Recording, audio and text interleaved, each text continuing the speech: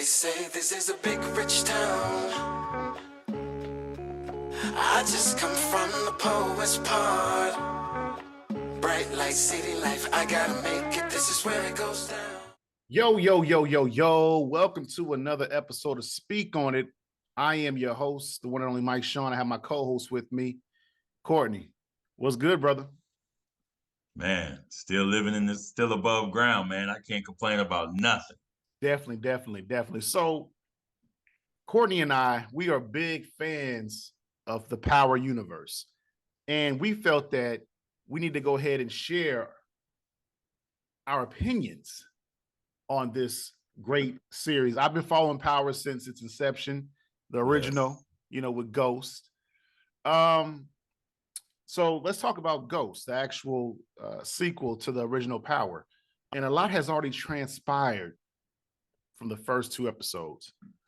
First off, Courtney, what do you think about the whole situation with Lorenzo killing Zeke?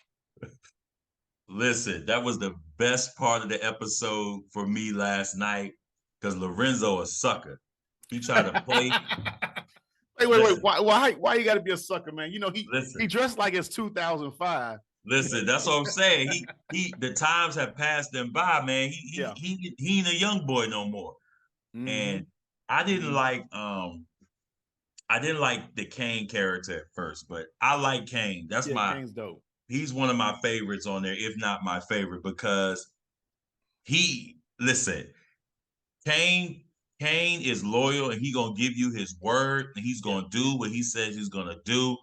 And my wife and I were watching last night, and I was like, I didn't know this, but I was like, I said, I hope at the end of this episode that Kane, when he had those pilots and he had the torch and he was blowing the fingers and stuff, I was like, I hope the information that he gets from them, he's gonna turn it on his dad. And dag on it, man. He at the end of the episode, he turned it on him, and Lorenzo didn't know what to say. And so Lorenzo has been playing Kane, but now Kane got the upper hand.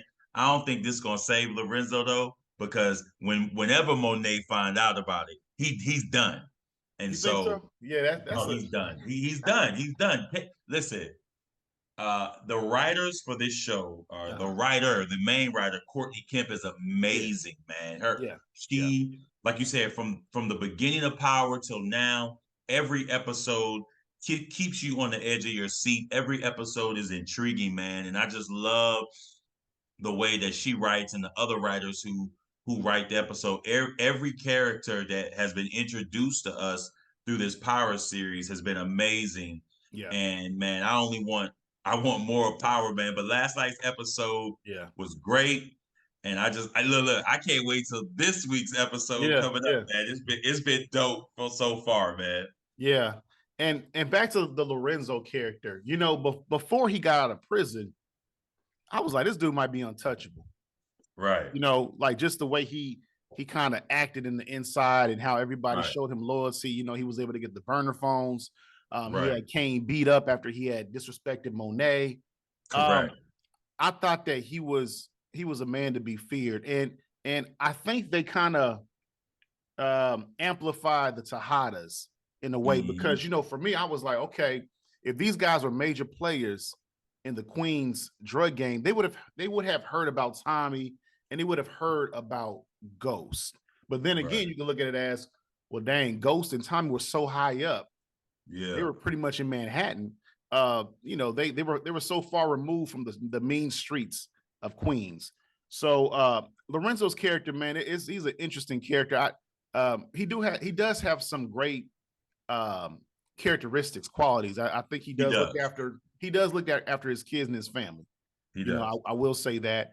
He's helping the daughter go to the school that she wants. He seems like he's going to be okay with Drew coming out to him as being, homosexual. And Kane, like, I think a lot of times they put Kane. Oh man, hey, real quick, we got a special guest. Hey, Mr. Moore, you are live on the air, man. Hey, I'm gonna call you back, man. Hey, what's the topic? What's the subject? Hey, we're talking about Power, man. That's one thing I don't want watch. But yeah, call me back later. All right. Yeah. Say. Yeah. But no. Do better. All right. Well, I'll call you back. All right. Yeah. Yeah.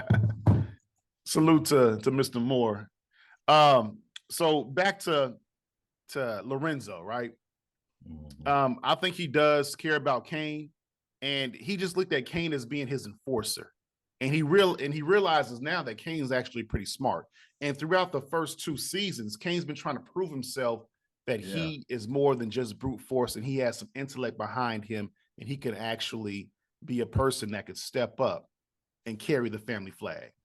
Most definitely. And but I also feel like, man, this is just us throwing ideas off each other.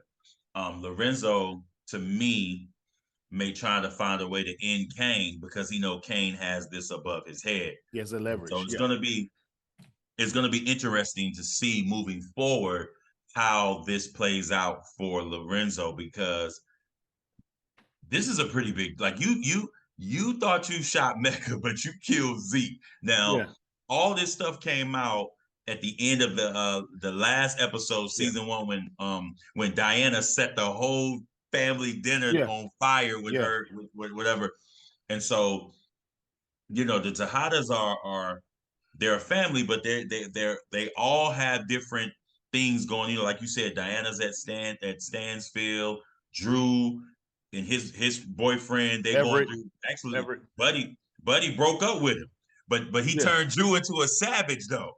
He turned Drew into a savage. So the old Drew is back, man. So and you know what's so interesting is, like, the way this show is written, man. It's like Drew is trying to get out. Monet is trying to get out, but it keeps bringing them back in. It keeps bringing them back in. And so, oh man, I just listen. I love the show, man. I'm just waiting for next weekend, man. Yeah. And with the show from its inception, it shows that every character, they want power, and they use manipulation. Every single character uses manipulation, from Tate to Lorenzo to Monet to even Drew, right? Because we already know about Braden and Effie and all those guys. Of course, Tyreek. They use manipulation to the fullest. Additionally, your Saxes and your Davises, they love to use it. So now it's one of those things too, where Davis is in deep with the family. He is almost like the Proctor. Remember Proctor from the original one? Yeah. He's in too deep. So he's actually what is the mafia term? Consilinger? Basically like the advisor to the family, so to speak. Man, it's gonna get deep, because every character, they have their own backstory. You look at Davis, he's trying to get his brother out of prison for a murder that he actually committed. Right. So that's gonna play out. We're gonna see Redman, be reintroduced into the show. Now Braden has turned state evidence or basically admitted that he was the kingpin. So he's out of school. He's working for his dad's finance company. And we know his dad his whole block got rocked when Tate released those photos from him in the 90s wearing blackface. And he has a brother that actually is the co-owner. And his brother seems to be okay with Braden, and he seems to like Tariq. So you're gonna see a whole different dynamic with that. And of course, Course Correct is down. So they got this major new plug. Let's talk about her. Lola, that is her name. Lola was Dante Spears' fiance, right? She comes back into the picture because the ring that Dante gave her was up for auction. She had been tracking it.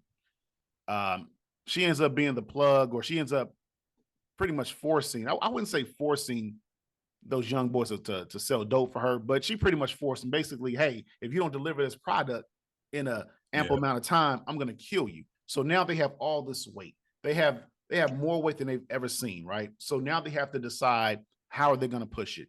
Of course, Braden wants to push it through his dad's company, you know, because there's a whole bunch of cokeheads.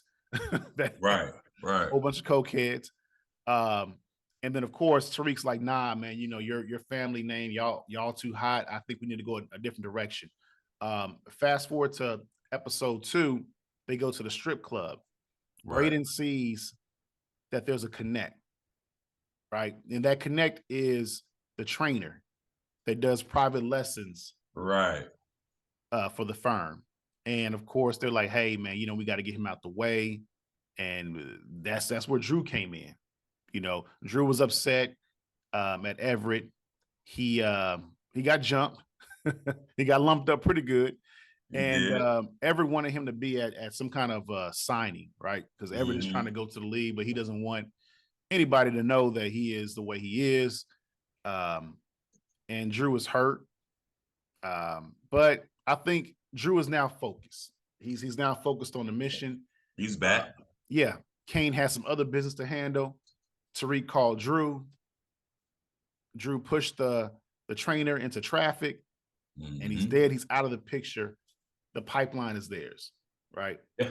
So how do you think it's going to play out with them using the firm as a source for selling their product? I don't know, man. I think they pushing their luck. But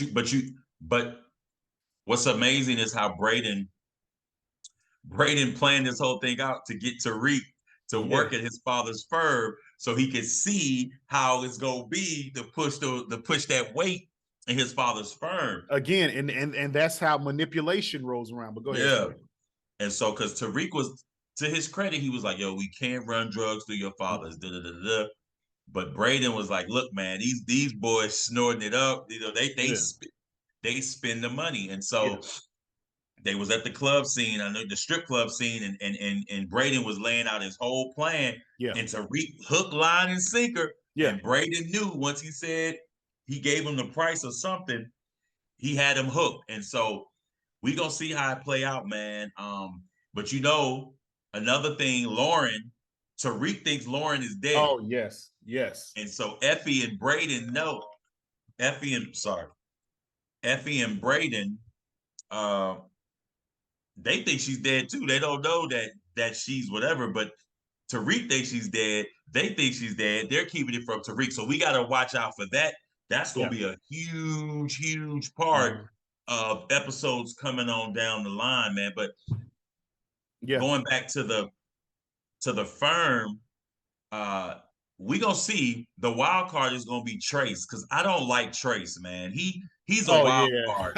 Yeah, he's a dickhead. I don't like him, man. So he's gonna be you know, if he finds out anything, they're gonna have to figure out the way to keep him quiet. You know, Shorty that worked there, Kiki, she gonna be down with it too. Yeah, I can already see. And so it's just gonna be like you said, it's just gonna be a lot of dynamics to this, which is gonna make for an exciting show, which is gonna keep us talking about it, keep us on the edge of our seats. But yeah, man, I'm looking forward to it. And then also one more thing, Tate as well. Rashad Tate, he's another one. So man, it's just so many cast of characters, like you said, that use manipulation because they all want that power, man. So it's going to be amazing to see moving forward how each one of the characters that we're discussing, who wants it, along with Noma, who was coming back. You mentioned her as well. So it's just going to be a lot of players in this thing. And you know what's the beautiful part about it? They all work together, but sometimes they don't trust each other. Listen, there's no honor amongst thieves, dog. No. And also, the female officer that's been trying to bust the St. Patrick's for years. I can't stand her, Blanca. Yeah, Blanca. She is coming back, and you know when she comes back, she raises hell. Yeah, but she was introduced as an ethical officer. Yeah, but her passion, you know, and that want to bust the St. Patrick's always does her in. Always, you know. It always, because she's too gung-ho on trying to get them, and she focuses all her energy on them, but she don't realize there are other players involved. Like you can't just go for the big fish. You gotta start off with get the little fish, get this, and then get to but she tried to go, like you said, go right to the Tariq, to Hadas, and all of them. Yeah, just like Jenny, Sax is his boo. Yeah, his boo. I don't like her either, man. Yeah. Who are some of your favorite characters on the show so far? My two favorite are Tariq and well, Kane is my number one. Tariq was my number one, but Kane is my number one. And I like Braden, and I also like Method Man's character, Davis. Davis. Yeah. One of my favorite characters is Sax. He messes up a lot. He does. But for some odd reason, like he has a way of getting information. And I think what it is he can't hold water. Nope. And it does him in too every time. But I think Davis sees the benefit of him. Right. But Davis got to watch out for Sax. That's what I'm saying. Sax going to do files now. Because exactly. And you know it's gonna come a time where Davis gonna try to chump Sax, because he chumps Sax a lot, but Sax will be like, whoa. I know you've been talking to Tejada. You better fall back. Yeah. And I think that Sax, he really wanted to bust Tariq at one point too. He did. But now I think he really doesn't care. He wants Tariq to burn himself.